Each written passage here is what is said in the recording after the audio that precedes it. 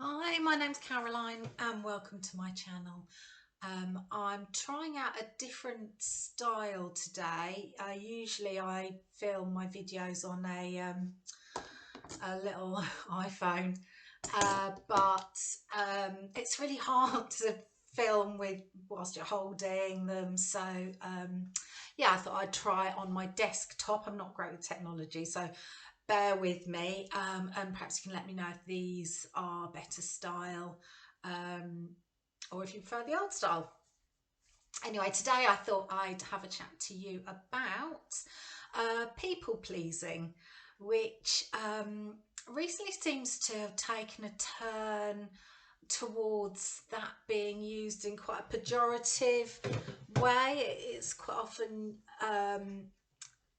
used as a criticism, really, when actually in terms of counselling we think about it more as a strategy, a coping strategy, um, and rather than it describing your personality, which I think that's how it's kind of morphed into this phrase of oh, you're such a people pleaser, when actually it really, the way it should be used is to describe someone's behaviour, um, and specifically their behaviour when they are, in particular, in times of stress. So in some of my other videos I've talked about what we call behavior drivers, or drivers. So the drive to do things really quickly, the drive to be really strong, so not to ask for help. um, there's a drive to be perfect, and then there's another drive which I haven't touched on yet, called try hard. And then this drive, the people pleaser drive, which is actually called please others. If you want to look it up in the transactional analysis literature, it's described as please others, but it's kind of been taken on board by the more of the codependency literature, and then moving into the some of the more sort of trauma informed stuff, and into the narcissism community. And I think it's actually starting to get a bit confusing, because people are using the term empath, and it can just all get a bit murky. So I actually do think I'm not normally, I think we can quite often use terms interchangeably, but I actually think it's much more helpful for us to look at it in terms of a strategy that we adopt, or behaviours that we adopt. Um, and it's something that we would have developed when we were children. I'll take ownership of that. I'm a recovering people pleaser. A lot of people in the caring professions, a lot of counsellors actually have those tendencies. But yeah, particularly quite often people that work for the emergency services, or yeah, in care roles, of caring roles, um, because that's where, when we were younger, we probably got our validation, we got our sense of worth, but more importantly, it would have been our way of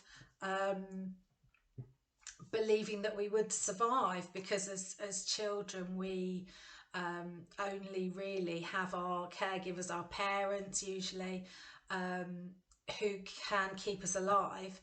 And so it becomes really important that if our caregivers aren't able to fully take care of us and to meet our needs, then we will use these different coping strategies in order to get our needs met. And one of those coping strategies will be, or could be, to put everyone else's needs first. And so that's predominantly what having a please others driver is. And there's a phrase that sort of bandied around quite often, which I think is quite helpful to think about, and that's people pleasers grew up being parent pleasers.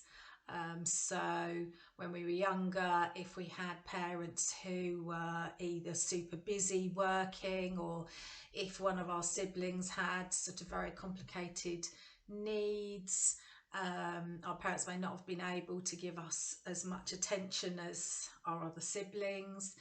If one of our parents wasn't physically present or emotionally present or mentally present, for whatever reason, whether it's anxiety, addiction, depression, then often we can grow up with this sense that actually we have to take care of our parents, or at the very least our needs won't be met, and so we then decide subconsciously, it's not usually a conscious decision, it's usually a subconscious decision, we decide that actually we link our own self-esteem to other people being happy, because when we were younger we would feel as though we would only be able to survive emotionally, maybe physically, in some respects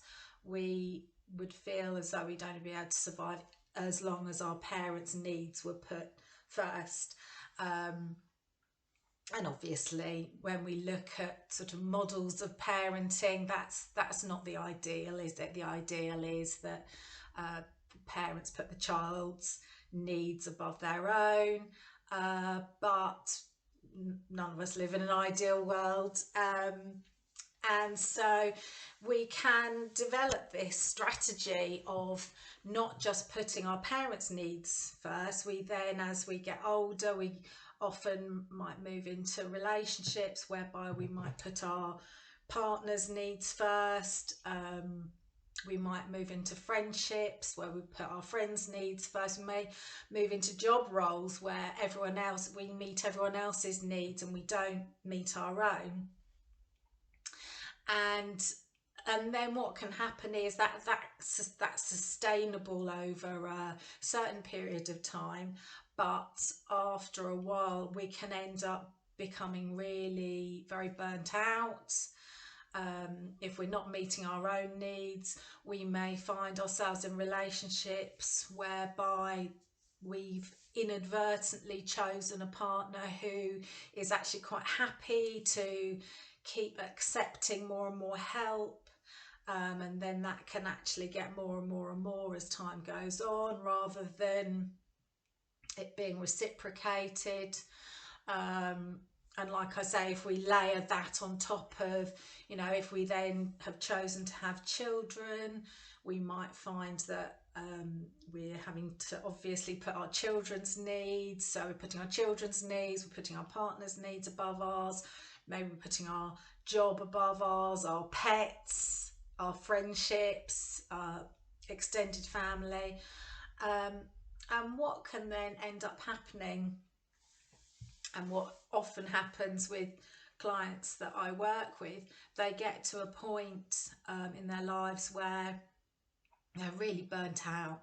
They might find themselves with not many friendships where there's reciprocity. So when they've got to a point where they're burnt out, they then might be looking around thinking, well, hang on a minute, I've given everything to everyone else in my group, who's there for me? And if we've chosen people who are, more happy to take rather than give, we might end up feeling very resentful. We might end up quite ill, actually, and that's what can happen quite often: physically ill, emotionally ill.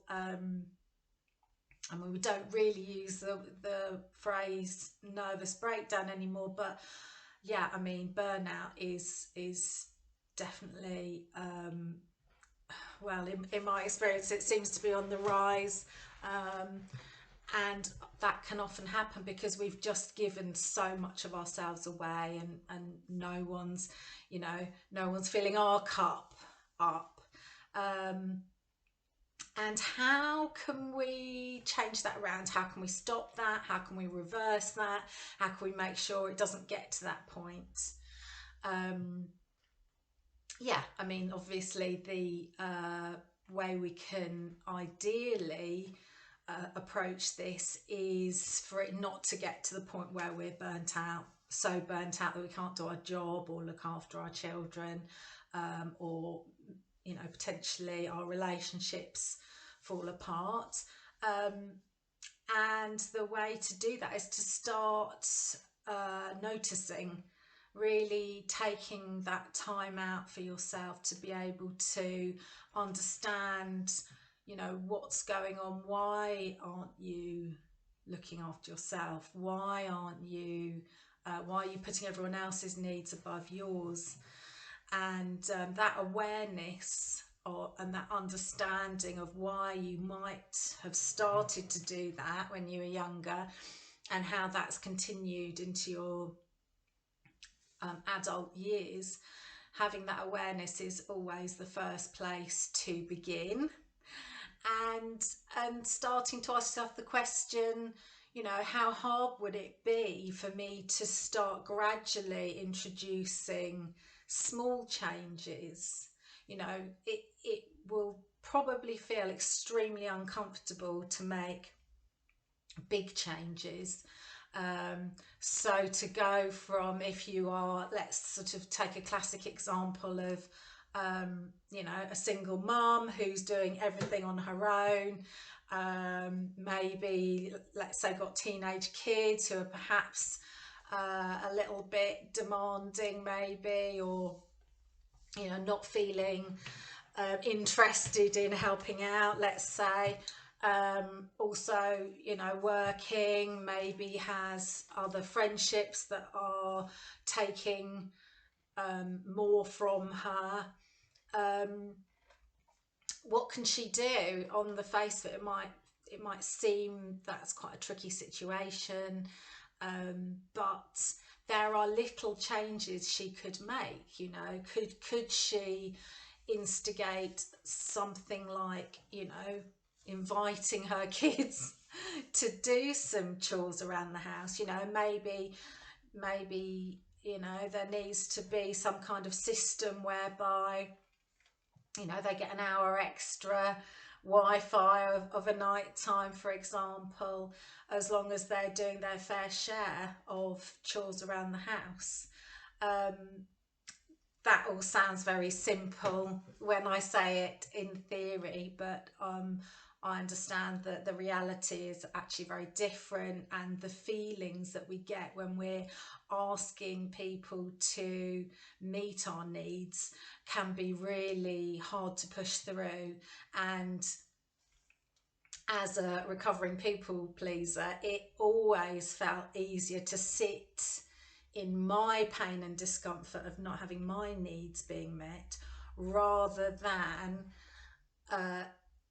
experiencing or fearing the reaction of other people if and when I was to ask them to meet my needs or the needs of the household. And sadly, that fear of asking someone else to support us is what keeps us in this spot. And so the work is then going to be to nudge slightly towards asking other people and putting things in place. And it doesn't have to be a big dramatic sort of, you know, right, we're now changing everything here. It can be baby steps, just, you know, starting bit by bit, introducing more sort of a rota in the house. It can be just sitting, for example, sitting your kids down, or sitting your partner down, or friends down, and just having a conversation with them. explaining how you feel, taking responsibility for the fact that, you know, maybe you should have, you know, maybe it would have been better if you had have implemented, you know, a fairer division of chores in the house. But the point is, we're here now, and so what can we do in the future? Because if you're starting to feel exhausted, if you're starting to get resentful of your family, there's only so long that you're going to be able to push those feelings down. And if you continue to push them down, there's a very high possibility that you might end up with depression or some kind of burnout, or worse, of physical illnesses. Some of the autoimmune diseases, we believe, are linked to emotional burnout, and just not, you know, looking after yourself, not just physically but emotionally, and mentally as well. And so yeah, not just, you know, looking to allocate other, like the family, other jobs, but also starting to think about, you know, what do I want? What, you know, do I, normally you might say, right, well, I haven't got time for a bath, or I haven't got time to sit down for a cup of tea, or I haven't got time to do something I want to do because I need to sort everyone else out.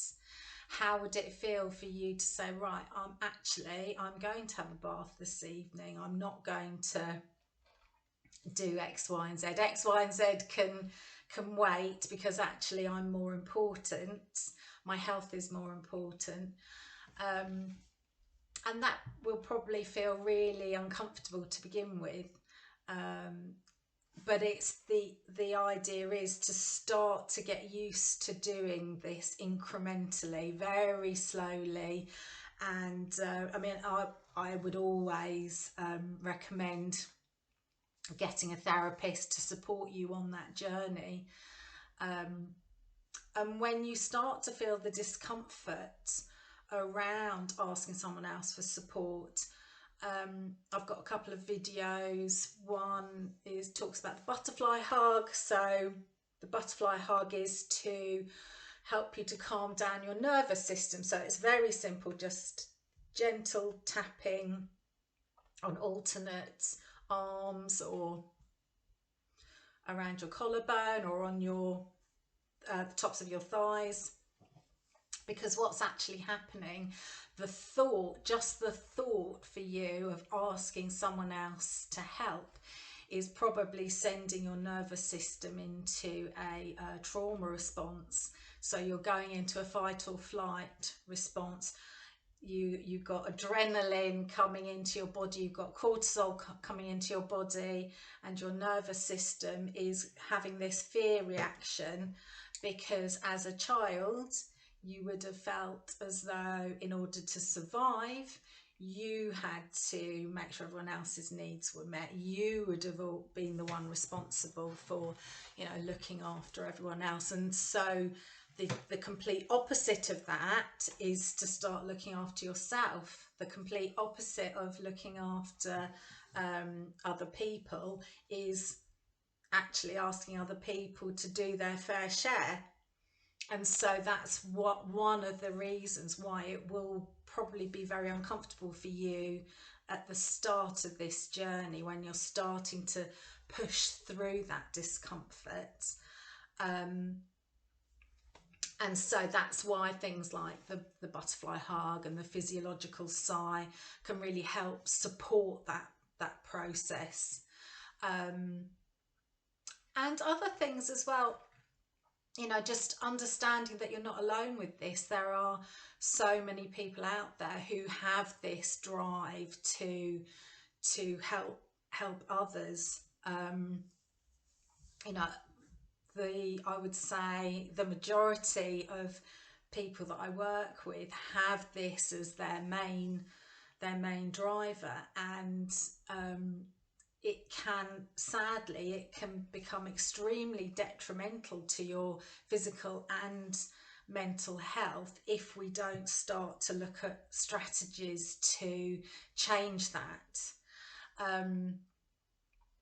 And so just understanding that you're not alone with this. There are plenty of support groups and sort of chat rooms out there on the internet if you wanted to connect to other people that are going through a similar experience. But definitely I would recommend speaking to a therapist that understands this journey. If you can't afford a therapist, just doing some journaling around the feelings that you get.